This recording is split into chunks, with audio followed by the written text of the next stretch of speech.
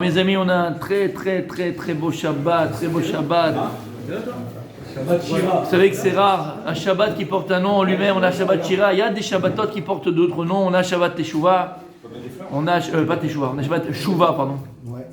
Shabbat Shuvah, on a Shabbat Agadol, on a Shabbat Shira, c'est-à-dire que c'est un Shabbat particulier qui porte l'empreinte de Shirat Hayam, qui porte l'empreinte mamash de Shirat Hayam. Et comme on sait que les périodes de l'année où tombent les parashiot, donc les semaines où tombent les parashiot, elles sont propices à ce que la paracha va nous apprendre, va nous enseigner. Donc c'est une période, ça va être un Shabbat, c'est une semaine qui est propice. C'est pour ça qu'on fait parashat Aman. Pourquoi on fait parashat Aman? Stam, c'est comme ça pour lire parce qu'on n'a rien à faire. Maman, c'est une ségoula qui est liée à la paracha et au temps qu'on vit. C'est pendant la semaine ou le mardi c'était? Fais-le pendant la semaine, t'as pas fait, mais c'est le mardi, c'est le moment le plus opportun. Toute la semaine, tous les matins tu peux le faire. Tous les jours tu peux le faire. Mais il y a un moment qui est plus opportun, comme tous les jours tu fais tes chouvas. Il y a un moment dans l'année où la tchouva elle est plus facile et elle est plus claire, c'est à Kippour. Là aussi la parnassa, à ce moment-là, mamash, c'est facile pour demander la parnassa et on a tous besoin de parnassa parce que la parnassa c'est très important. D'accord? Imen kemach en Torah, imen Torah en kemach en malasot. Donc je dis alors donc on va vivre Be'ezrat Hashem Kriyat Yam Souf.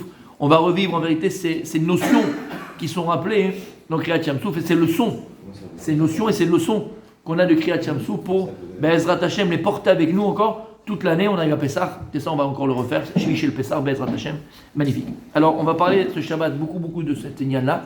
Ce qu'on va voir ce matin, c'est une histoire dans Maseret Choulin. La Gemara dans Maseret Choulin est connue, Dav Zayin Amoud. Aleph. Eh ben voilà. Aleph, c'est bon, t'as compris le principe. Voilà. La Gemara dit comme ça. Rabbi Pinchas Ben Yair. Rabbi Pinchas Ben Yair, c'était qui? C'était le beau-père de Rabbi Shimon Bar Yochai. Juste que pour s'imaginer qui était cette personne, d'accord, ce monument, d'accord, de la Gemara. Et il y a une très belle histoire dans Masechet Shabbat avec Rabbi Shimon Bar Yochai et Rabbi Pinchas Ben Yair lorsqu'il est sorti, tu te rappelles? Rabbi Shimon Bar Yochai est sorti de la grotte.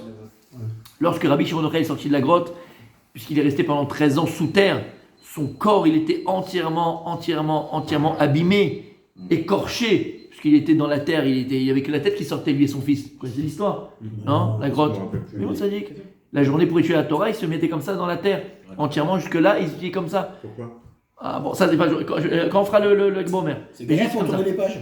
Ah, c'est difficile, hein. C'est vrai? Mais il y a un problème chronologique, Sadik. Un problème chronologique. Lama. Ben oui, toi chez BLP, il n'y avait pas avant. C'était tout par cœur. Une fois qu'on est un petit peu devenu un peu moins intelligent, on a dû écrire la toi chez BLP. Donc tout était dans la tête. Et c'est là où ils ont le Zohar et tout ce que tu veux. C'est à ce moment-là qu'il a eu toutes ces révélations, on va dire, extraordinaires. Et lorsqu'il est sorti de la grotte après 13 ans, où il a pu, voilà, quand il a dit c'est fini, tu peux sortir. Alors tout son corps était complètement écorché, abîmé, il était à vif, quoi. Et il a rencontré son beau-père en premier, Rabbi Pinchas Ben Yair. Et quand il a vu le corps de son gendre, d'accord, il a dit waouh, que je regrette de t'avoir vu avec un corps pareil. Il avait de la peine pour son gendre. Bref, c'est magnifique là-bas, on le verra quand on fera la Gbomer. Il a commencé à pleurer. La Gemara nous dit qu'il a commencé à pleurer. Et en pleurant, les larmes ont coulé sur le corps de Rabbi Shimon Bar Yochai. Et ça l'a cicatrisé. À chaque larme qui tombait sur son corps, ça cicatrisait ses plaies. Et il a guéri comme ça Rabbi Shimon Bar Yochai. Alors on va comme ça. La Gemara raconte l'histoire de Rabbi Pinchas Ben Yair. Avec Kazi les Pidyon Jouin. C'est qu'une des plus grandes mitzvahs, la plus grande mitzvah de la Torah, c'est Pidyon Jouin. C'est de racheter les prisonniers juifs. Et donc il avait cette mitzvah de les racheter. Un prisonnier juif, c'était courant à l'époque que les Romains et les Goïms, ils prenaient les Juifs et les mettaient en prison pour demander des rançons. Et donc il a eu cette mitzvah de pouvoir aller et de pouvoir racheter un Juif qui était prisonnier. Pagabé Begina Ineara. Il est arrivé sur le chemin, et au milieu du chemin, pour passer de l'autre côté de la rive, il y avait un grand fleuve. Il ne pouvait pas passer avec le courant. Alors qu'est-ce que tu fais toi? Tu contournes, tu construis un pont, tu appelles un hélicoptère. Bon, de qui on parle? Là, qu'est-ce qu'il a fait? Amarle, Ginaï, Chalouk Limimcha, Verayvor Becha. Il lui a parlé au fleuve, il a dit Ginaï, il s'appelait Ginaï. Ouvre-toi et laisse-moi passer. Tranquille, Émile. D'accord? Amarle, אתה הולך לעשות רצון קונך, ואני הולך לעשות רצון קוני. אתה ספק עושה, ספק qui אתה עושה, אני ודאי עושה. Alors il a répondu, le fleuve, il a dit, où tu vas toi faire la volonté de ton maître, Akadosh Baruch Hu. Puis il dit, oui, moi aussi je fais la volonté de mon maître, Akadosh Baruch Hu. Il a dit que l'eau, elle devait être horizontale. Maintenant, si Akadosh Baruch Hu, Bemassé Bereshit, il avait décidé que l'eau devait être verticale, on aurait connu des eaux verticales. Mais Akadosh Baruch Hu m'a créé comme ça, donc qu'est-ce que tu fais? Et en plus, toi, ça fait que tu vas réussir, tu vas avec l'argent, avec le machin. Peut-être qu'ils vont refuser les Romains. Il est sur un mauvais jour, le gars, il ne veut pas te donner le prisonnier juif. Donc ça fait que tu réussis, ça fait que tu réussis pas. Peut-être que tu réussis pas. Moi, c'est sûr que je réussis. C'est comme ça que j'ai été créé. Donc le ça fait peut venir un vadaï. Un peut-être peut venir un certain. À Marley, il ne faut pas rigoler avec les tzadikim. Il ne faut pas rigoler trop. Tu peux essayer, mais il ne faut pas rigoler. À Marley, il a répondu, Rabbi Présaïer au fleuve. Iyatacholek. Écoute-moi bien. Si tu t'ouvres pas, Gozren yalecha shelo yavor bechamaim la'olam. Il n'y a plus d'eau qui passe chez toi. C'est fini. Je t'assèche et ton nom de fleuve, il n'y a plus de nom. Ça va être une terre aride chez toi. C'est beau. Bon, qu'est-ce qu'elle a fait, le fleuve? Khalakle. Elle va avec ta femme, elle t'écoute comme ça, tu sais. Elle va avec ta femme, elle t'écoute comme ça, tu sais. Khalakle. Tu vois, faut leur faire peur. Ils vont pas avoir une scène ou bien Khalakle. Le fleuve, il a eu peur. Clac. Il s'est ouvert. Ça se termine pas comme ça. Il y avait un autre gars avec lui qui amenait du chitim pour Pessah.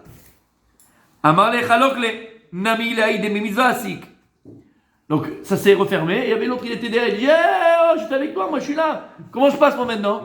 Et lui, qu'est-ce qu'il faisait ce type-là? Il amenait le chitim pour Pessah. Donc c'est pour le mitzvah.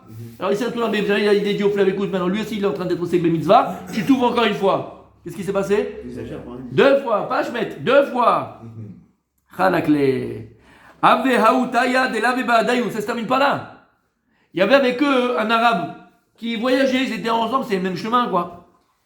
D'accord? Et il est resté bloqué là-bas. Et il a dit et moi alors? Pourquoi allez, je pense juste là-bas moi. C'est fermé. Amarle Khalokle Nami Lehaï.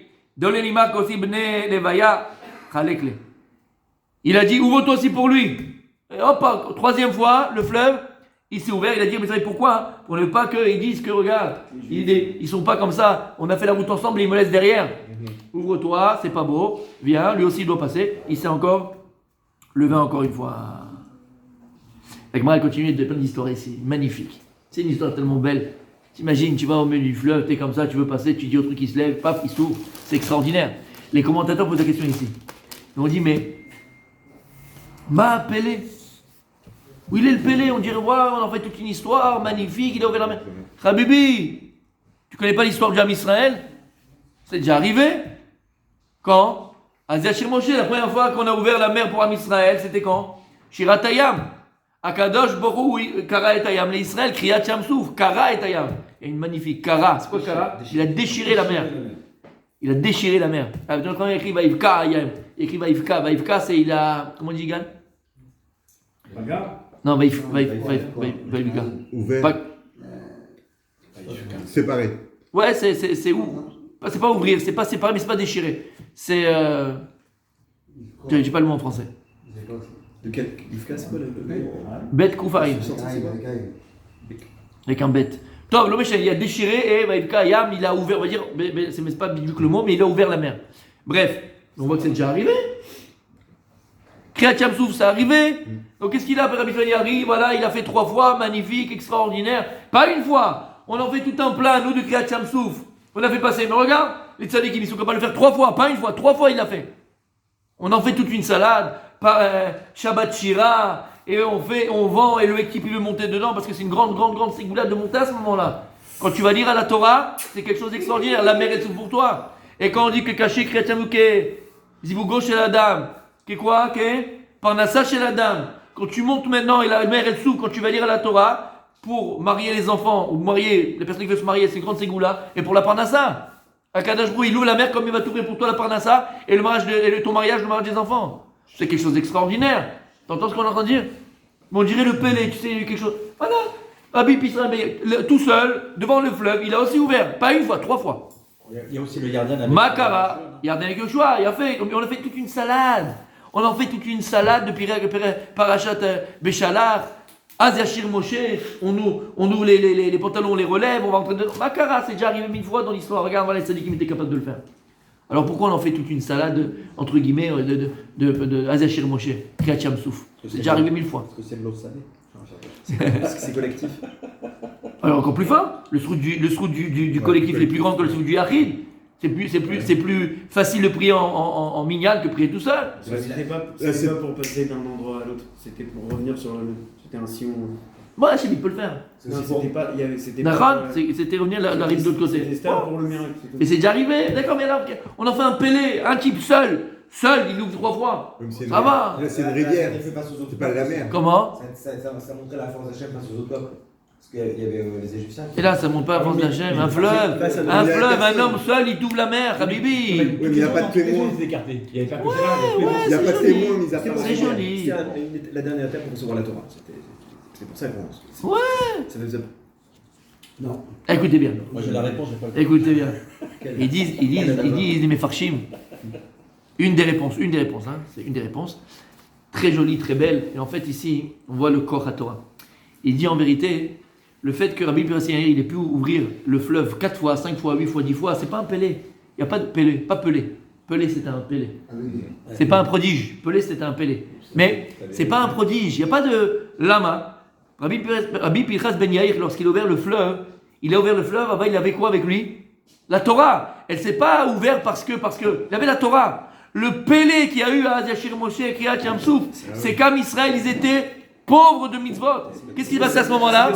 Le malach. C'est le mérite de Yosef qui Aussi, le malach, qu'est-ce qu'il a dit? Pourquoi tu veux de la mer? Pourquoi tu veux? Allez, l'ouvre d'Avodazara. Ben, l'ouvre d'Avodazara. Eux, ils font Avodazara. Eux, ils font Avodazara.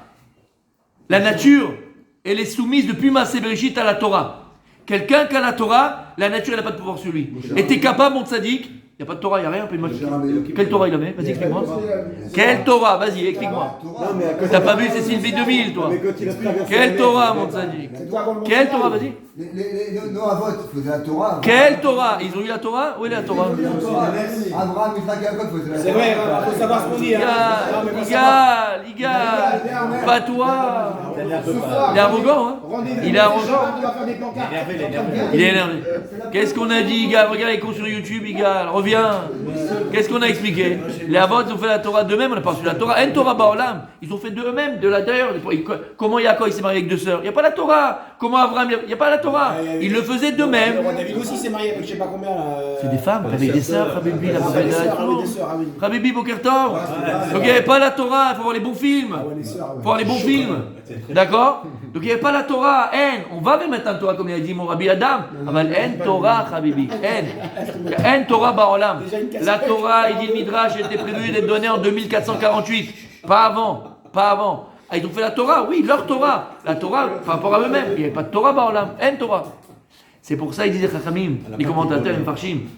Le Pélé de Kriyat Yam Souf, c'est que la mer, elle s'est ouverte, alors que, allez lourd d'Avodazara, et que, uniquement à ce moment-là, alors qu'ils ont vu les 10 plaies, et dans les 10 plaies, il y avait elles-mêmes des prodiges, dans chaque plaie, il y avait des, comment dire, le soir du Seder, dans chaque plaie, il y avait encore des plaies et des prodiges extraordinaires, ils ont vu des choses magnifiques. Mais le seul moment où Am Israël, où ils ont dit, on a cru en Moshe et à Dieu, il y a Minou Bachem ou Moshe Avdo. C'est Davkaz Yashir Moshe. Ils ont compris le chesed d'Hachem. Ça, Habibi, que la nature entière, elle se trouve pour un peu. Jamais on a vu ça. Impossible. Lama, sans Torah, ça ne peut pas marcher. C'est pour ça, il dit commentateur, c'est pas un peu ce qui s'est passé avec Rabbi Pazinier. Lama, Koch HaTorah, c'est par le corps de la Torah, la piété de la Torah. Pourquoi tu vois un tzaddik et il est capable de changer un xéra, le tzaddik? Comment? C'est un marabout? C'est un quoi? D'où il vient? C'est pas lui. C'est la Torah qui est en lui qui fait ça. Pourquoi? Parce qu'Akadosh Baruch Hu, Maaseh Bereshit, il a fait un tnaï, il a fait une condition avec Maaseh Bereshit, avec la création du monde. Et il a soumis le monde à la Torah. Alors c'est pour ça que tu peux vivre des miracles avec la Torah. La Torah est au-dessus de la nature. Valchen Torah, le monde, Ke Minago Noé. Le monde, il est soumis à rien. Le monde, il est soumis à sa nature, entre guillemets. C'est pour ça que le Pélé extraordinaire de Hazashir Moshe Kriyat Yam Souf, c'est que la mer, elle s'est ouverte. Alors qu'il n'y avait pas de koach de la Torah, il n'y avait pas la force de la Torah. Et ce que Dieu il a fait, c'est un chesed complet, entier, une bonté gratuite par amour de ses enfants. Et de là, on voit l'amour d'Akadosh Baruch Hu, où il n'y a pas la Torah, il a ouvert les mains pour nous. Voilà mes tzadikim. Chazak, bon.